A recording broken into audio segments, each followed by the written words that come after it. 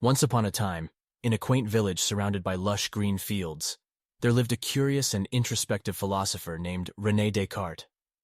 René spent his days lost in thought, pondering the mysteries of the world and the nature of existence. His deep musings often led him into a state of wonder, where he would question everything he saw and experienced. One sunny morning, as the birds chirped their harmonious melodies, René settled into his study, surrounded by shelves filled with books and manuscripts. He took a moment to inhale the scent of aged paper and ink, fueling his imagination. It was then that a profound realization struck him like a bolt of lightning. "I think, therefore I am," René whispered to himself, his eyes widening with awe at the simplicity and power of this thought. He had discovered a fundamental truth, a truth that would shake the foundations of philosophy and ignite a revolution in human understanding. Excitement coursed through René's veins as he contemplated the implications of his revelation. If he could question the existence of everything around him, how could he be sure of his own existence? The more he delved into this notion, the more profound it became. René realized that his ability to doubt and question was proof that he, as a thinking being, truly existed. But little did René know that his simple statement had set into motion a series of extraordinary events. The universe, it seemed, had a grand plan for him. As word of his revelation spread, philosophers from far and wide were captivated by the idea. The mysterious power of thought resonated with people, stirring their souls and raising questions they had never considered before. Soon, René found himself at the center of attention, invited to gatherings and debates where scholars and intellectuals discussed the implications of his revolutionary insight. He became a figure of intrigue, his name whispered in hushed tones across the scholarly circles. And as his fame grew, so did the shadow of a clandestine organization known as the Dark Mind Society. Unbeknownst to René, this secret society was determined to silence his ideas, fearing the unraveling of their own power and control over society.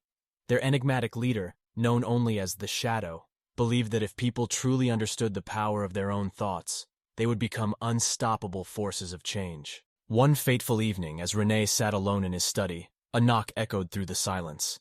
He opened the door to find a weathered envelope lying on his doorstep. Inside was a cryptic message, a warning about the imminent danger he faced from the Dark Mind Society. René's heart raced with a mix of fear and curiosity, his mind consumed by the mystery that had suddenly enveloped his life. Determined to uncover the truth, René embarked on a perilous journey.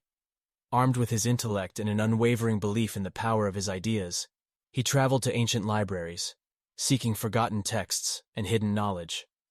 As he pieced together fragments of forgotten lore, he discovered that throughout history, great thinkers and visionaries had stumbled upon this same profound truth, that their existence was inseparable from their ability to think. René's pursuit of truth brought him face to face with members of the Dark Mind Society, who were determined to eliminate him and extinguish the revolutionary spark he had ignited. But René was not alone. Along his journey, he had encountered a group of fiercely loyal and like-minded individuals, free thinkers and rebels who believed in the transformative power of knowledge. Together, they formed a clandestine group called the Enlightened Minds, dedicated to safeguarding René's ideas and challenging the oppressive grip of the Dark Mind Society. With their combined intellect and unyielding determination, they fought to preserve the freedom of thought and ensure that every individual had the right to question, explore, and exist. As the battle between the two factions intensified, René's philosophical insights continued to inspire people across the world. The Dark Mind Society's hold on society began to weaken as more individuals embraced the idea that their thoughts held immense power and potential. In a final climactic confrontation, René stood before the Shadow, their eyes locked in a battle of wills. The Shadow, driven by fear and control, sought to extinguish René's light of knowledge once and for all. But René, fueled by the belief that thoughts could shape the world, found strength he never knew he possessed. In a moment of supreme clarity, René invoked his profound revelation. Cogito, ergo sum.